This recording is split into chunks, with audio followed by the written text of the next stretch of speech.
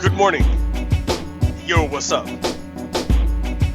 It's your dude, Pogo Kiddo, with yet again an episode that actually goes through this time. Yes, it is I, your host, Pogo Kiddo, with another Redstone Lapis Lazuli. Hello, welcome to this Tuesday morning. But Pogo Kiddo, why are you here on a Tuesday morning? Because my work got shut down. Yes, the office has been closed.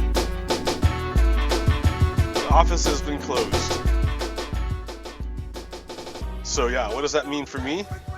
That means I'm not at work.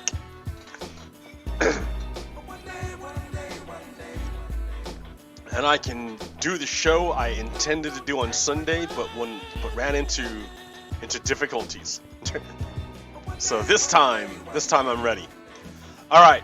So where am I? Oh my goodness, this is a brand new world, right? Oh my gosh, this is a brand new world. What's going on? Well, for starters, we have. I'm in a new world. I made a new world with my buddy.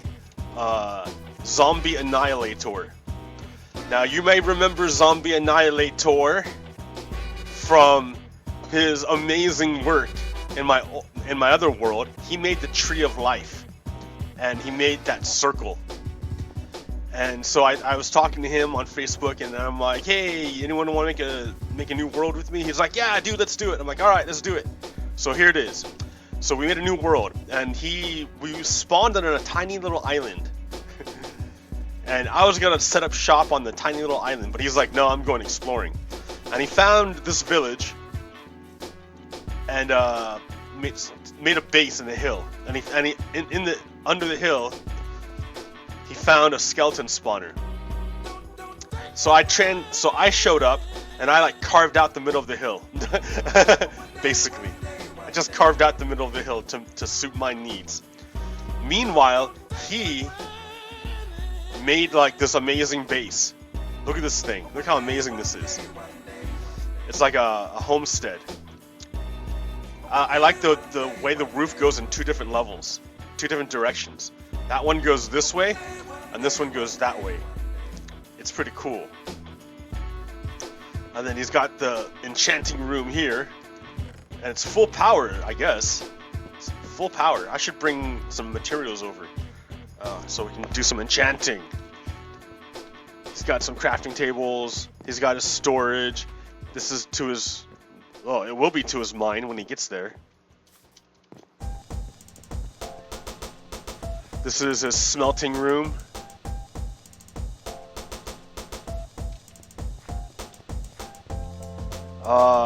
Anvil, his workstation replacement, cauldron, his repair spot. This is like a nice little shed type thing.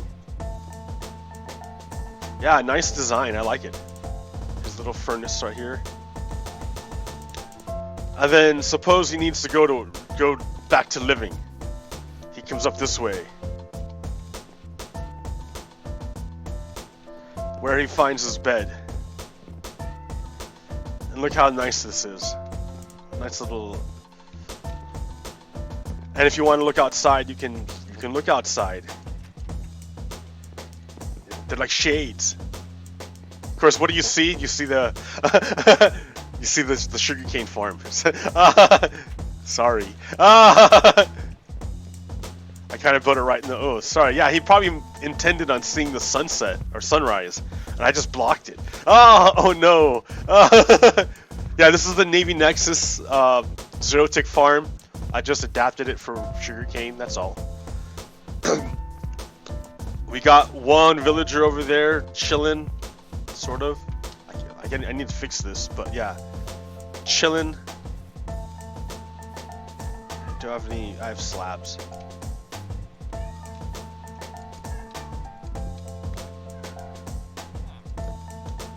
There we go. Easy access. Mending for 12. So I gotta get some emeralds going. And then we have a trap set up here for to cure our next zombie. Yeah, I got some horses.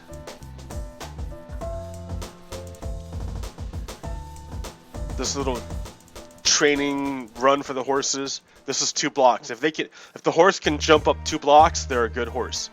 If they can jump 3 blocks, they're an amazing horse.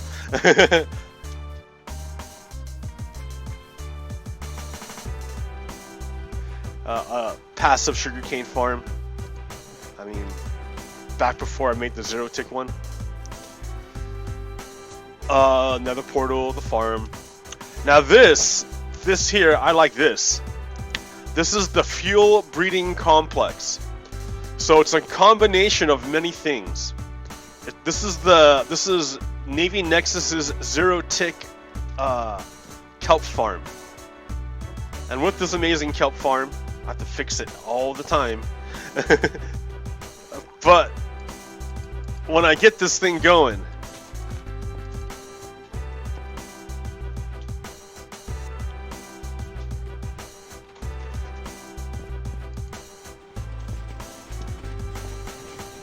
oh, see, it just dropped out again.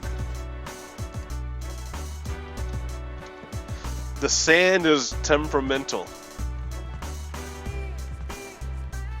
But, alright, here. Once I get this thing rocking, alright, it'll just pump out the kelp. So the kelp, remember, this is the fuel breeding complex. So the kelp is the fuel. By itself, kelp is pretty worthless. I think the only thing you can do is eat it. No, you can't even eat it. You can't do anything with just wet kelp. You can't do anything. So in its raw state, it's pretty useless.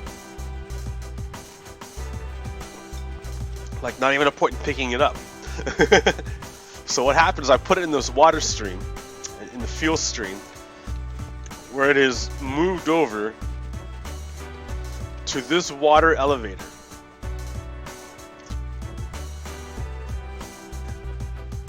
It goes up the water elevator, over to this hopper, these hoppers, and feeds into that chest. Thing running.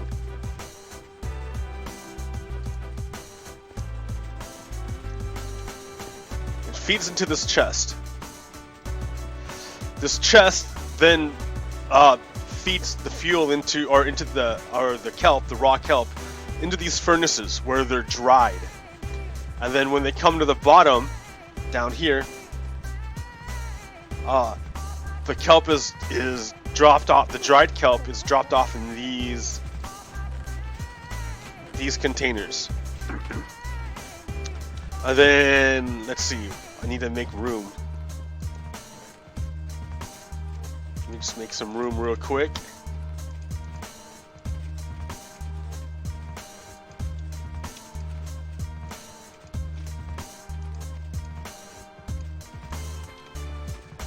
So the point is, you grab all this dried kelp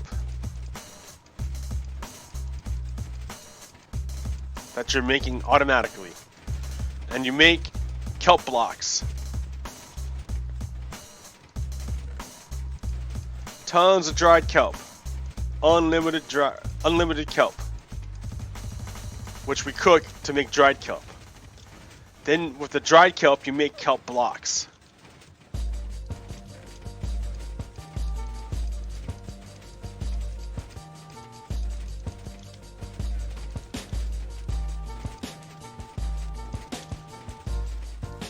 You see where I'm going here? Kelp blocks. All this dried kelp just pours in, man. This is a very, very nice furnace array. I like it. Because, I mean, I guess I could technically make it go faster with a faster clock. But I'm not that good at redstone. And I don't know how to make a faster clock that's reliable like that. This furnace is pretty reliable. It's a little bit quirky. Like both these machines are quirky. They break in weird ways, but if you understand the machine, you can fix it. I can fix it. So I take all this dried kelp, right? I mean, I'm not doing anything. I'm just hanging out. Normally, right? Okay, so I have all this fuel. I have all these dried kelp blocks. And then up there it says fuel. And I'm going to drop in the fuel.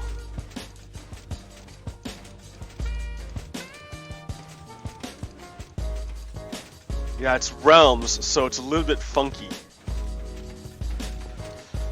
So I'm using the dried kelp to dry more kelp, to make more dried kelp, to make more kelp blocks, to dry more kelp. So it's a fuel loop. It's a loop. You see?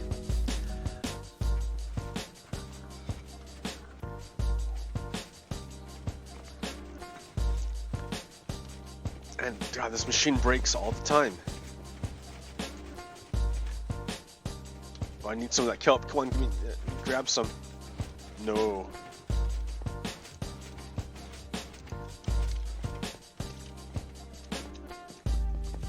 It breaks all the time. I mean, it'll still produce, but it's just the rates aren't as good. And even though I replaced it, look, it's not working.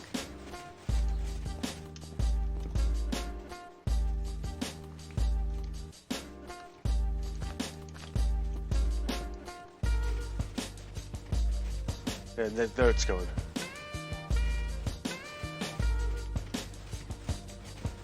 Yep, they're all producing. Okay. Gotta fill those hoppers.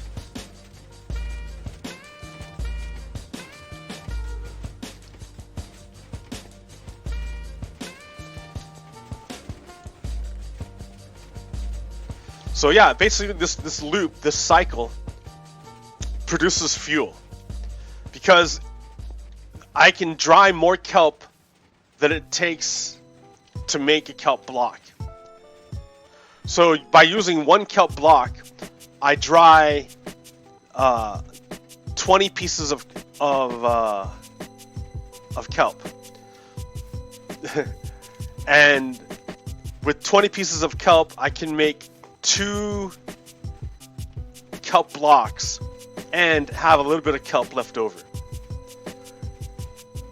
So I take one of those kelp blocks and I feed it back into the cycle, which dries 20 more kelp blocks. So I'm netting 1 kelp block plus a couple kelp every cycle. And I had that going 24 times. with 24 furnaces. And I'm just producing kelp non-stop. Like, that's relatively free. The only thing I have to do technically is convert the dried kelp into kelp blocks and feed it back in. That's the only thing I have to do. And I can even make that easier by making a water elevator and like feeding it back into this thing, but I'm kind of lazy. Look at this, I transformed this whole platform. Yeah.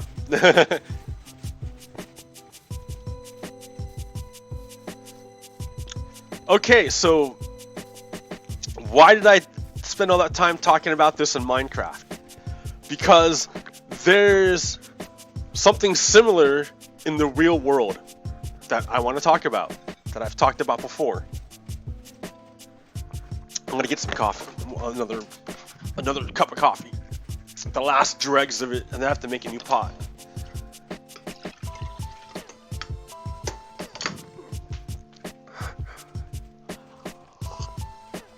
Okay, so the immediate danger right now is COVID-19. We all know that, coronavirus. We all know that's the immediate danger. That's why I'm home on a Tuesday morning.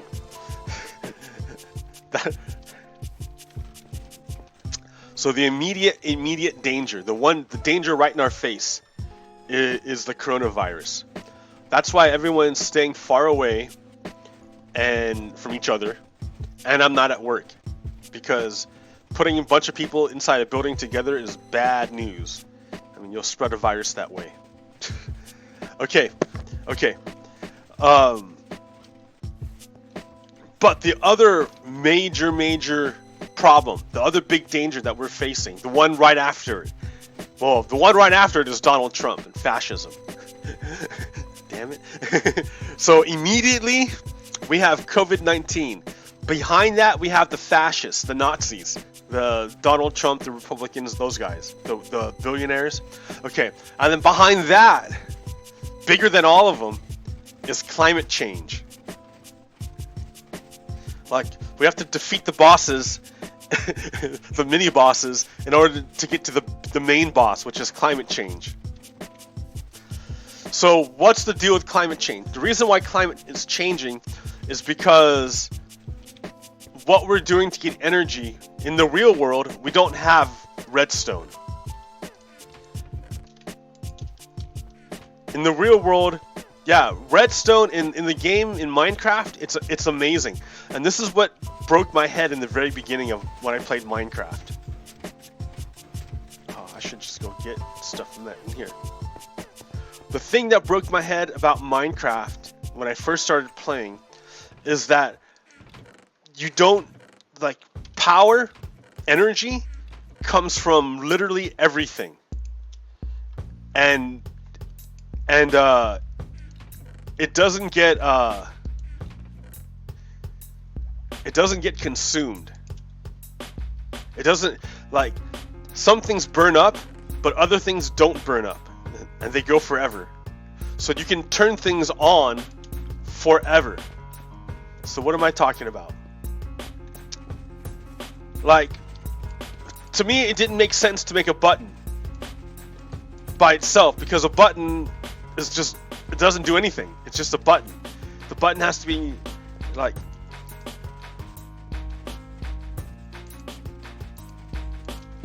the button doesn't do anything, right? It's just a button.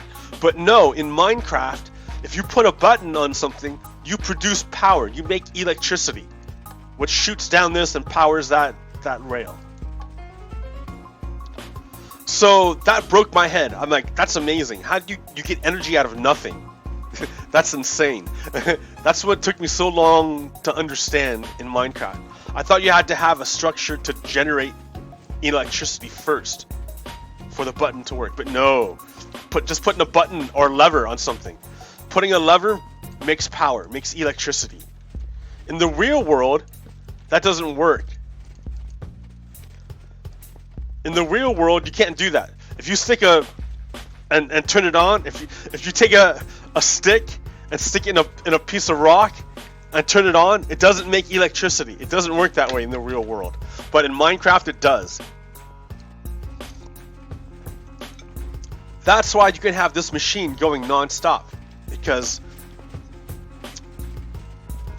you can make electricity forever. You can't do that in the real world. Like, that's why this machine works. Is because you can make electricity forever. Here, over here is the redstone.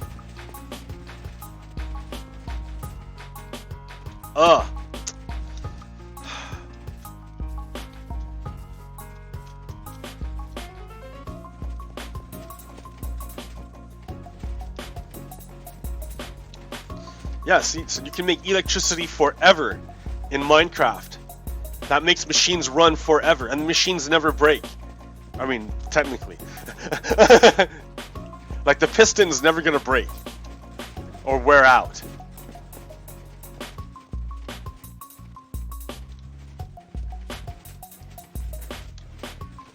Like, once you make something, it's there forever.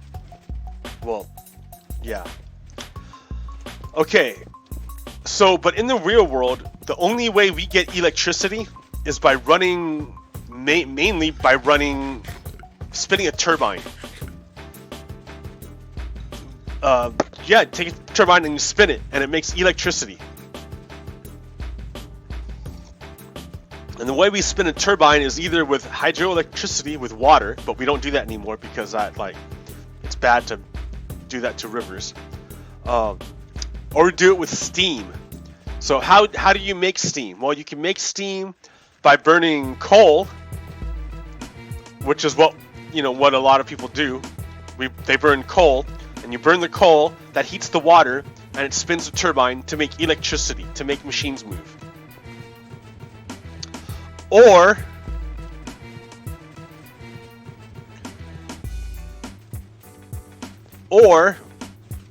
you take nuclear power and you create fission, and you heat up water to spin turbines to make electricity.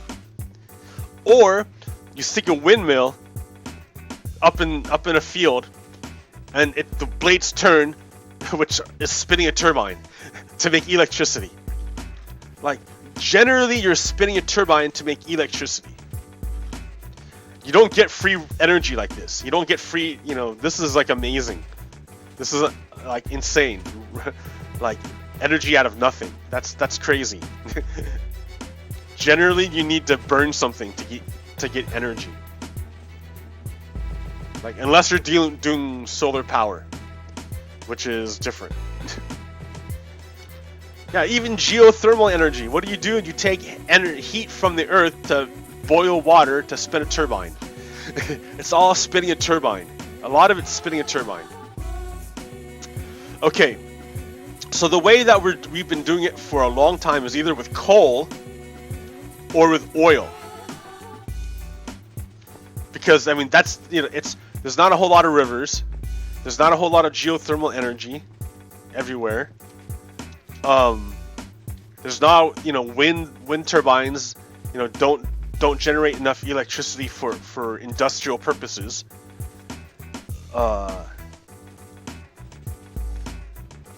Yeah, we're not there in renewables yet. We can't do it yet. But there is a technology that we have that, and the problem with using coal is that you're taking all this carbon that's been stored for millions of years. It took millions and millions, hundreds of millions of years to gather all of that carbon out of the air and put it into the earth. It took millions and millions and millions of years. And I mean, do you know how a lot of it got there? So back in the day, when they were doing, when the Earth was still young, I guess, Mother Nature evolved trees. Trees are great, right? Wood, you can make these big trunks, huge wood things. You can make it. You can do it. Yay! Yay for Mother Nature. Yay for Mother Nature. But the problem was, like, there was no bacteria could eat the cellulose, eat the stuff that wood is made of. There was nothing that, no bacteria could eat it. So these trees would grow, and then eventually they would die, and then because they would never rot because there's no bacteria that eats wood. So they just stayed there. Maybe they fell over, but they just stayed there. And then more and more trees grew, and then they fell over and stayed there. So it was just a pile of tinder, basically, building up of giant trees that never rotted. And so but the problem is, sure, they never rotted, but they still dried out. And yeah, there was still weather. There was still weather going on and stuff happening. So that means lightning strikes. And lightning strikes means fires. So what happened was, over millions of years, these trees built up, and then lightning would strike, and then create massive fires, and converted a lot of that stuff into charcoal. I mean, just oxidized it. Turned it into charcoal. And then it got buried by more and more stuff. They got compressed. So, yeah, over time, like that stuff turns into coal, so that's all that carbon that you compress down, and took millions of years to do that. And then along comes this human who digs up tons of this stuff and burns it and puts all that carbon back into the air. So that's making, so what does that do? That's making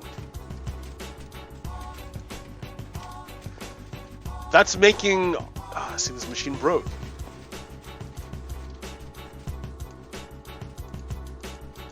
What happened to my sand? Right there.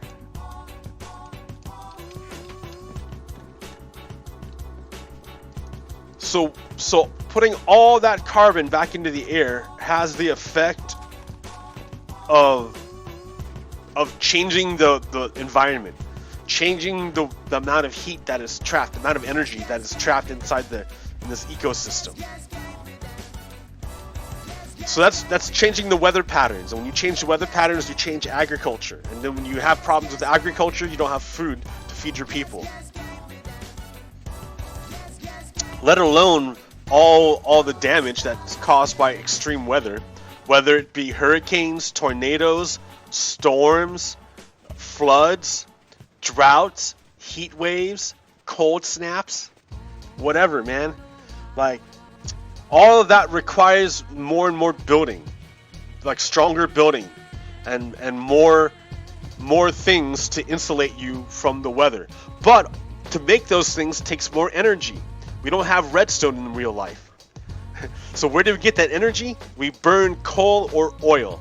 What does that do? It exasperates the cycle. It exasperates the extreme weather. It makes it worse. So the whole idea is to stop making it worse. That's the big boss, right? We have to stop making it worse, because if it gets too bad, we're gonna die and we're gonna kill everything on the planet.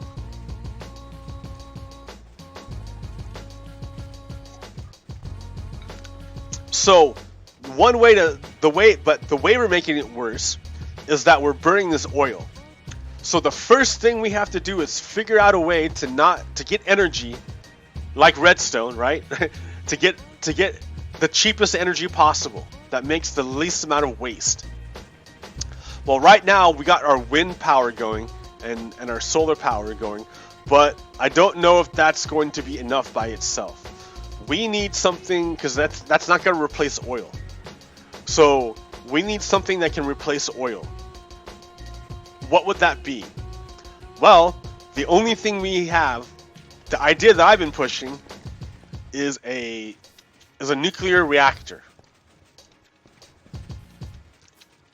A nuclear reactor will produce more power than what we're getting out of oil right now. It does so with almost zero carbon emissions. Just about zero carbon emissions. No more carbon going into the atmosphere. The same or more energy than oil, but no carbon in the atmosphere.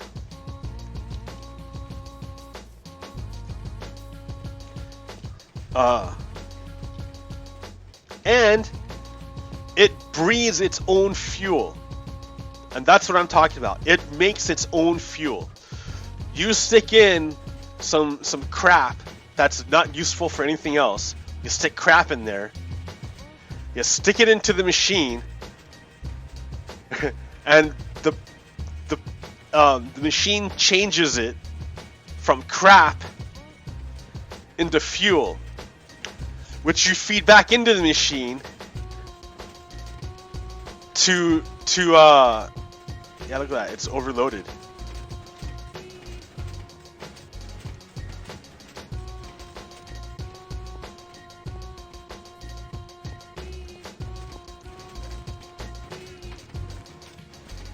Which feeds back into the machine to make more energy.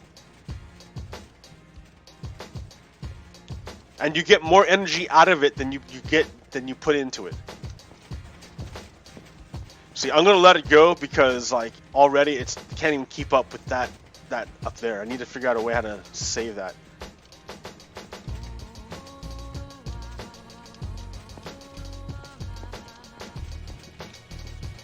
Ugh. See right there? It's all stuck there on that hopper. It's not, the hopper is too full. Yeah, that hopper is filled up.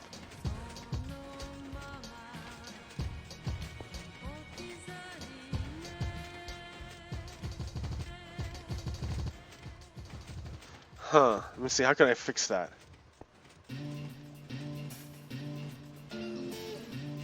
Oh, okay, another hopper. I got it. Let's see. More hoppers! You stick one more going in. Like that. Let me think.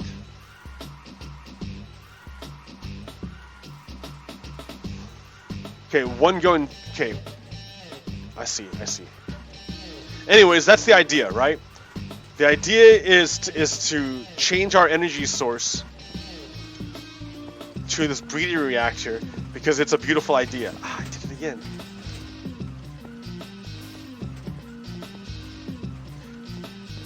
And it's something we have to do to evolve.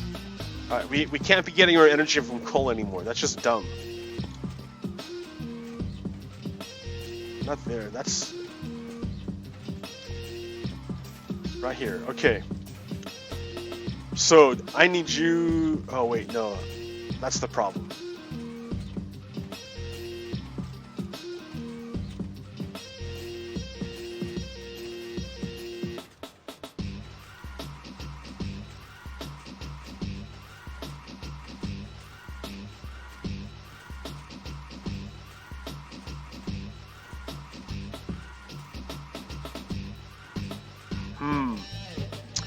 I'll work on this.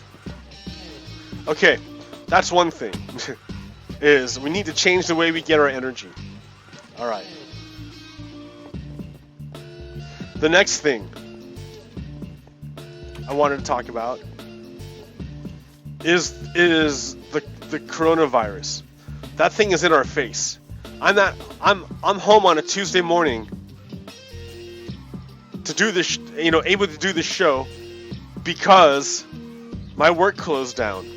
Like, we don't close down for anything. Like, is the weather bad? That's alright, you can come to work.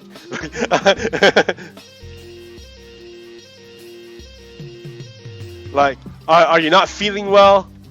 That's alright, we have a room here. So you can, at work, called the sick room. So you could be at work and lay down in this tiny little room so you can rest while you're at work.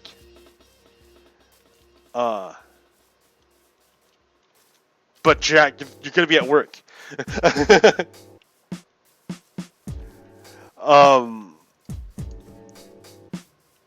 But they closed us down. They closed us down. And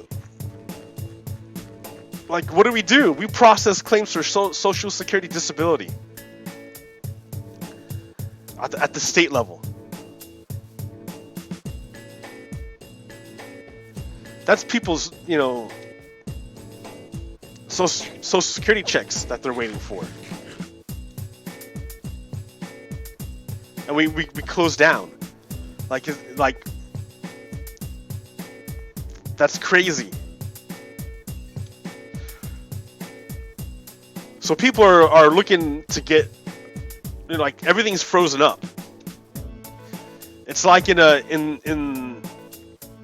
a body, if all the blood stopped flowing at once, you're gonna have like, it's like a heart attack, basically. It's like the country is having a heart attack because everything's like, when you have a heart attack, I don't know about a heart attack. How about like total heart stoppage, cardiac arrest? Yeah, because our economy is not pumping. We're not moving. Blood's not moving. Air's not flowing. And if blood's not moving, a person's gonna die. Well, the same thing with our country. Right? If money isn't moving, then humans start to suffer, and eventually the structures, the organizational structures built around those humans start to break as well, break down, and die, and cease to be anymore. So yeah, it's imperative that Congress pass a law to get money. Just give money to people.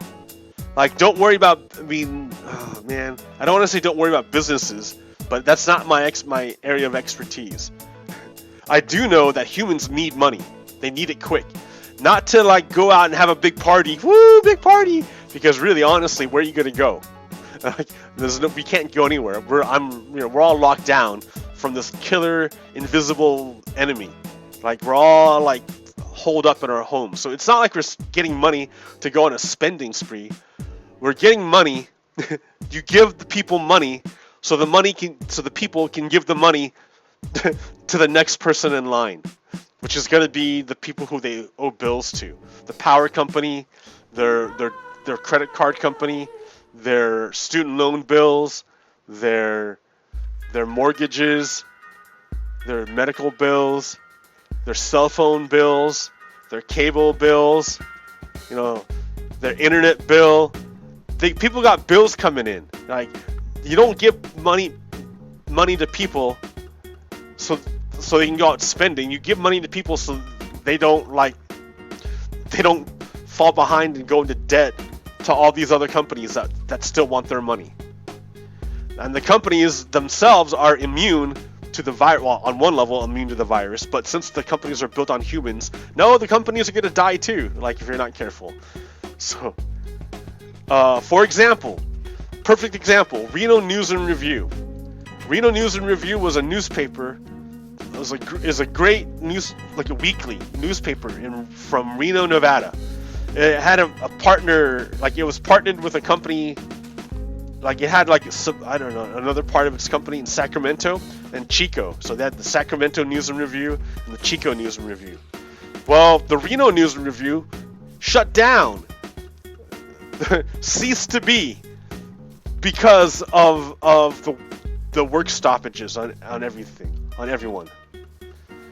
Because everyone had to stop working, their company like folded. Maybe it'll come back, but like their higher ups, the people higher up above them, want their money.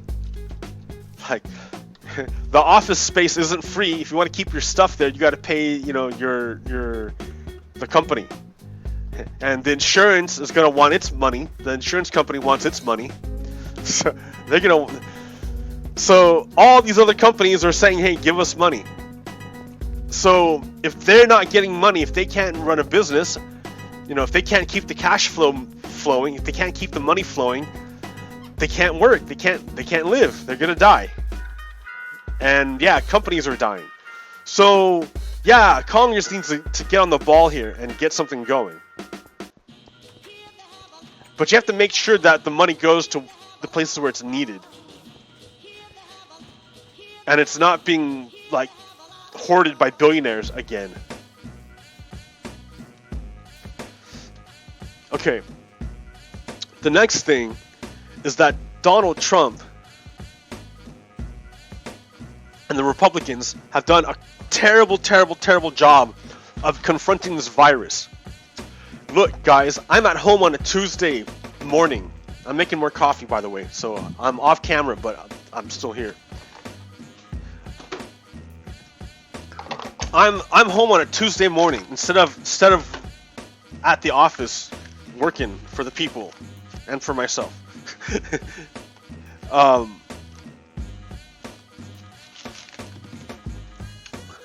Why would I have to do this? Well, because the order came down from Kate Brown, Governor Kate Brown. That's what they're going to do. And I think it was more than just Kate Brown. I think it was also the feds who had to do it, because we're associated with the feds. But how bad does it have to be for them to send us home? How bad does it have to be for that to happen? Well, the order didn't come from Donald Trump. Donald Trump says he's the commander-in-chief, but he's not commanding nothing. He ain't commanding, he's not, oh my god, he's not commanding anything. He's playing down, he's doing the opposite. What Donald Trump is doing is telling people, well, this can't be that bad. Don't worry about it, don't worry about it.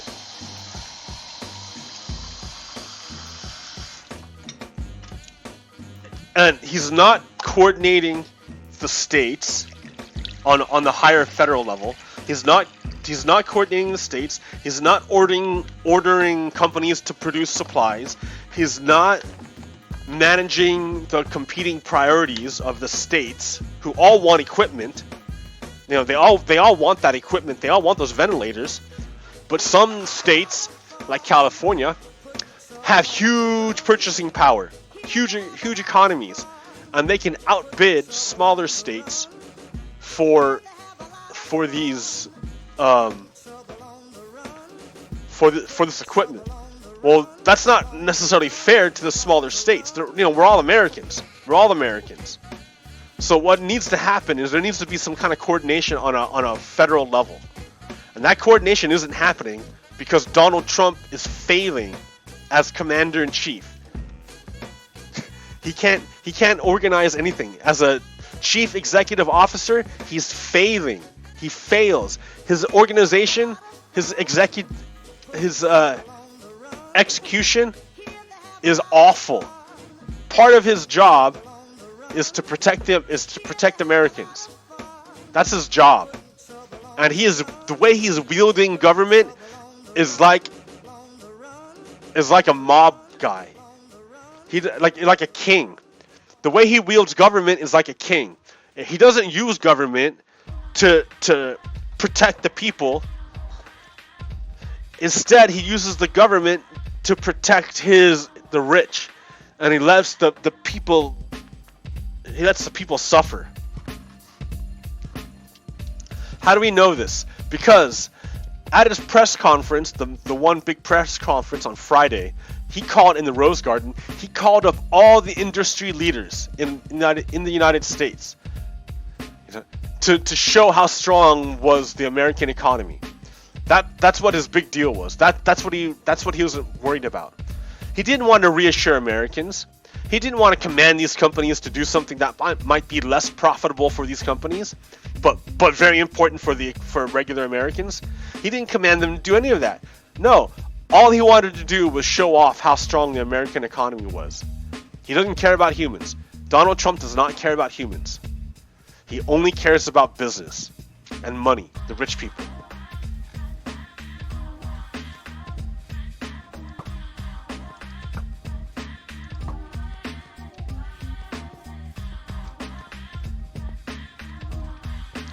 So, is it going? Did I turn it on? Yeah, it's going.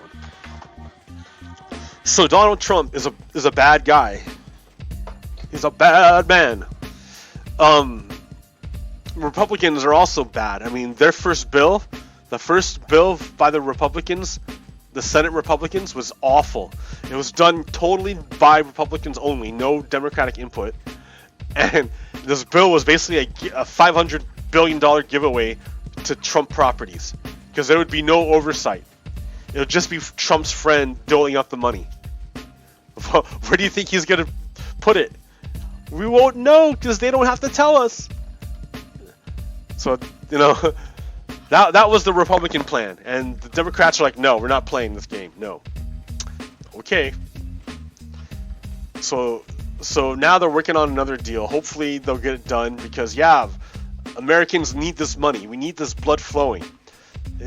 If the economy can't pump, then something's got to pump. Do the pumping. If it can't be the heart of the economy, and that something is government. That's the whole point, right? Wield government. Use it effectively to protect the people and the country. You're failing, Donald. And in a way, I think that's what Donald wants to do. That when I was talking about framing, that reveals something about a person. The way Donald framed the problem was that it was it was a problem of confidence about the economy. That's why he had a host of industry leaders in the Rose Garden with him to instill confidence in the market, in the economy, in rich people. He didn't care about poor people. He didn't even try to like save them. He didn't try to start testing or anything. He didn't do any coordination. He didn't really do anything. He deflected blame. He said it wasn't me, it wasn't his responsibility. Donald Trump passed the buck to anyone else he could. Now Donald Trump is saying that the cure cannot be worse than the disease. That reveals a lot about who Donald cares about, right? So the cure is ceasing economic activity for 2 weeks, which will cost a lot of money. All right. The disease is millions of dead Americans, dead American humans. So Donald says the cure cannot be worse than the disease. So using that logic, Donald Trump wants to reopen the economy because he believes that the cure of stopping the economy is worse than the disease of millions of dead Americans. That's his frame. That's his frame of reference. Now, you can deduce where Donald is standing by his frame of reference. What I mean by that is, what must the world be like to Donald Trump if Donald Trump believes that stopping the economy for 2 weeks is worse than millions of dead Americans? What must the world be like for Donald Trump? Well, for Donald Trump must place a lot of value on money, because that's the thing you lose during an economic shutdown. You lose money. So what Donald Trump is doing is he's weighing the value of money versus the value of a human life. And the way Donald looks at it, the way he sees it, is that money is more important than human life. And the reason why I know this is because he said, because losing money is worse than losing millions of humans, millions of Americans. Money is more important than these humans, millions of humans. That's what Donald Trump is saying. So the world must look like a very different place to Donald Trump than it does for me.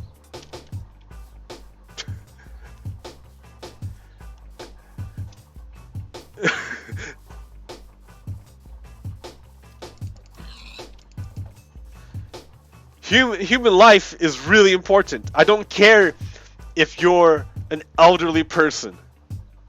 Your life is meaningful and valuable. You deserve dignity and respect.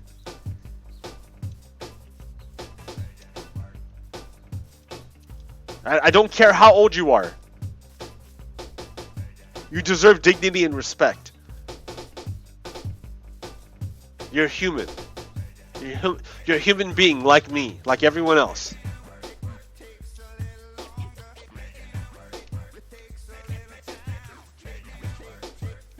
But to Donald, we see, to Donald, this isn't true. To Donald, no. He says, no, money is more important than this person.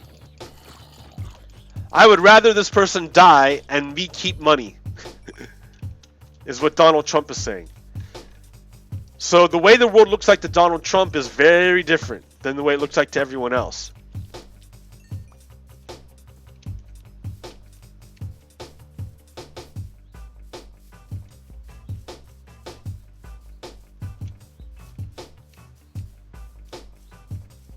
You know, I should be on a horse.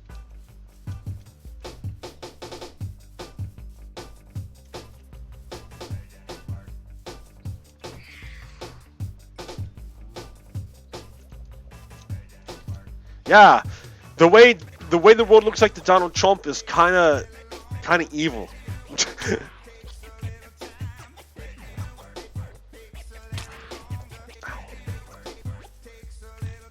I gotta sleep. No hunting for me tonight.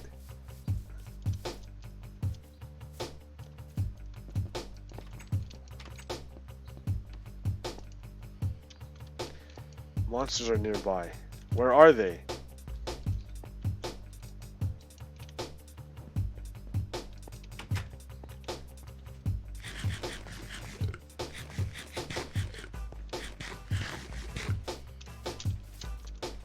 Where are the monsters? This guy?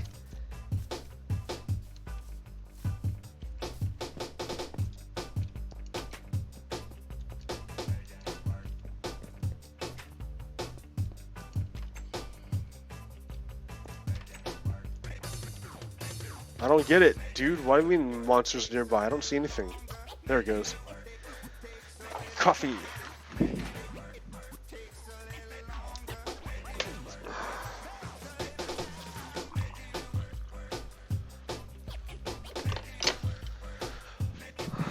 All right. So here's the other thing I want to talk about. Okay, so COVID-19, the invisible killer. The killer's so important, so big that I'm at home on a Tuesday. I could die, right? I mean, if I get this disease, I could die. I have asthma. I have, that's a complication. I mean, healthy people are getting, with no other comorbidities, are getting sick and dying. Like, I for sure could die. My parents for sure could die because they're old. Well, not old, but they're older. In 60s, that's not really old.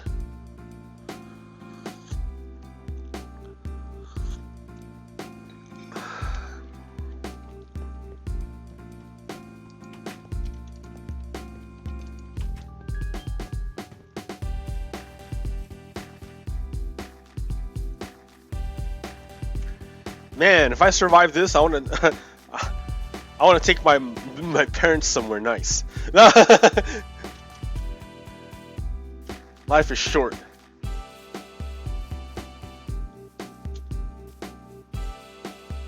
Knock on wood.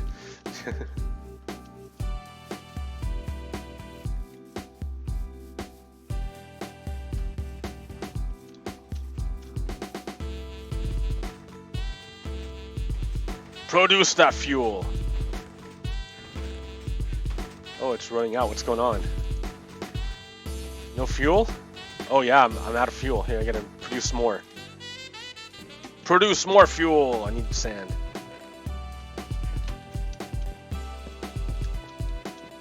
So this thing is really efficient, you see?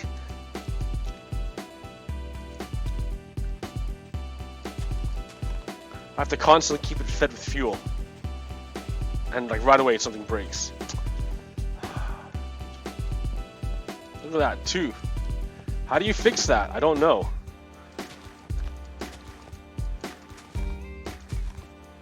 It's annoying to have to always fix it like that. Alright.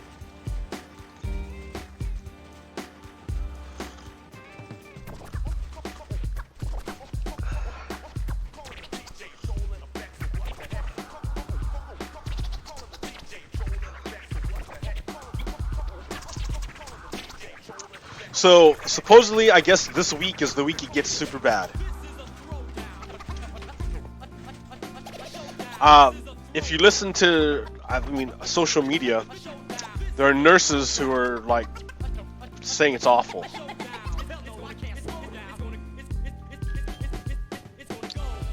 Doctors, if you look at the doctors from Italy, they're, like, having a hard time with it.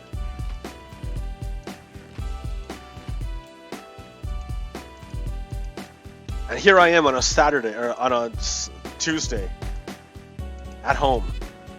Tuesday morning. The whole city shut down. I heard a few people, like, revving up their cars, but I don't know where they're going. Maybe grocery shopping, but...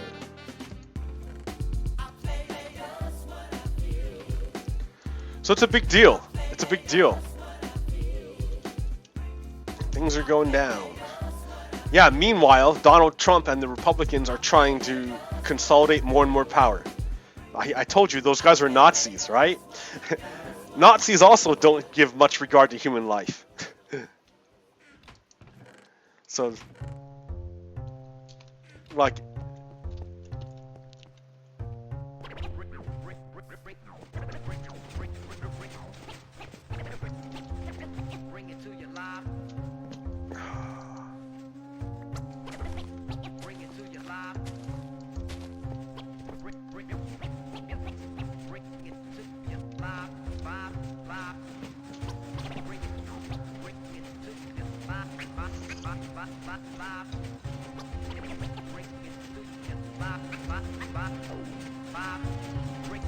So yeah.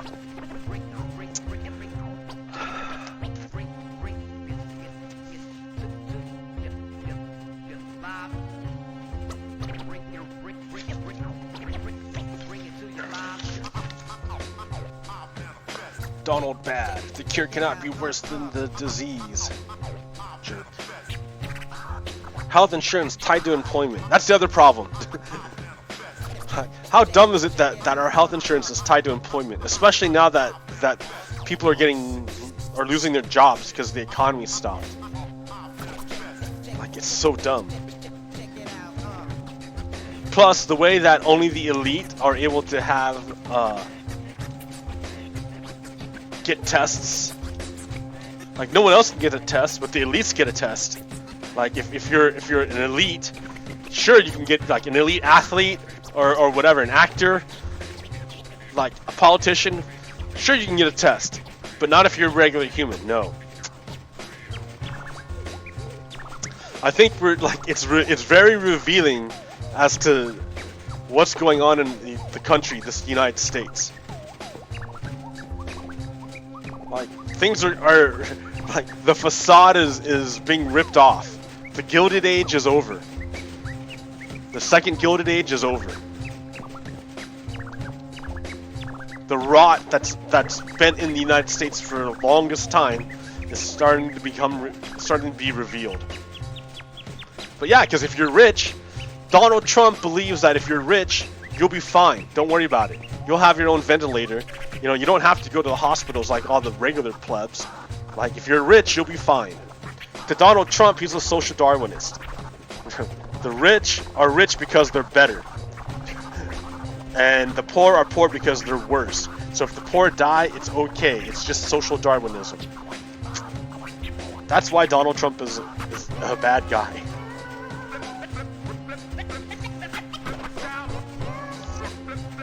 Remember what they got going. Remember? They got a pyramid going. That's their deal.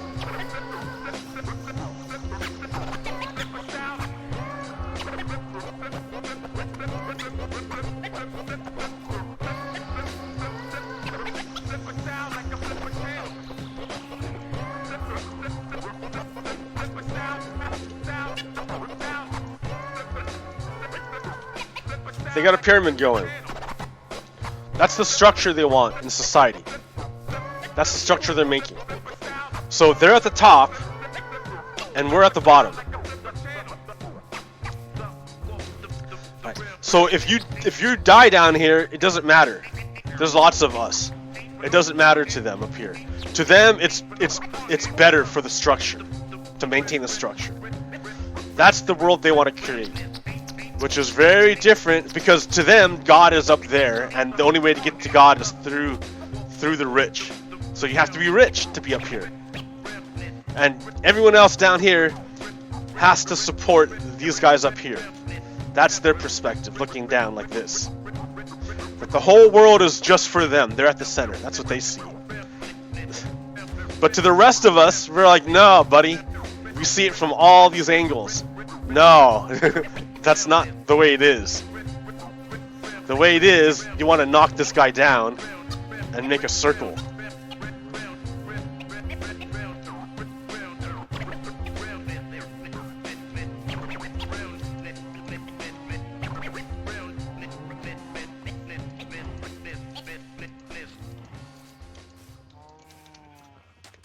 We want to make a circle.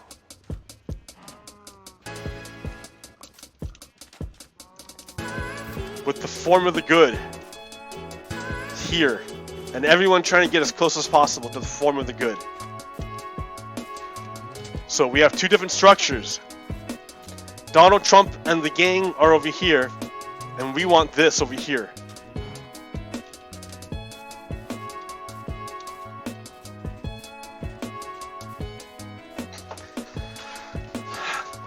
So health insurance tied to employment is this structure.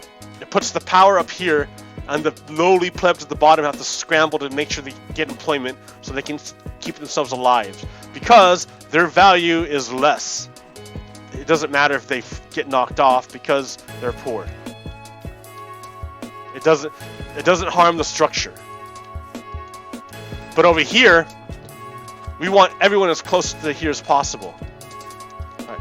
So if you don't have health insurance, that means you're getting pushed out over there. And we don't want that. We want you close to here. We want you over here to the good. We want you over here to be good. That's not good over there. So we want to bring you over here. Like, all together now. And this is all for me, with the guy at the top. That's what he says. This is the dynamic that's playing out in the United States.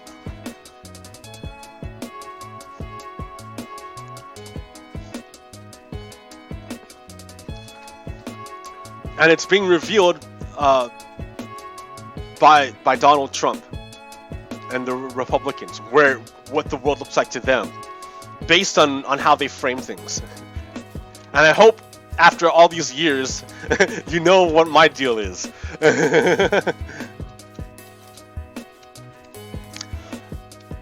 All right, guys, that's a good hour for me. That'll do it. Stay inside. Stay inside. Social isolation looks like nothing when it's working. When it's working, then it looks like the dumbest thing ever, because it's like, why are we doing this? Everyone's fine. This is totally pointless.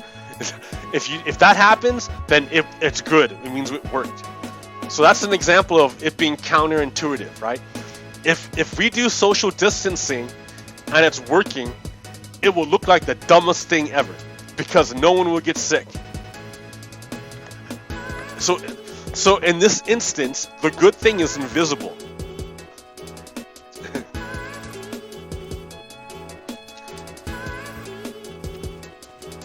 Okay, with that, I will leave you be. Have a good Tuesday, and stay safe. All right, go and tell your parents and your children you love them. I love you guys. All right, peace out. Stop.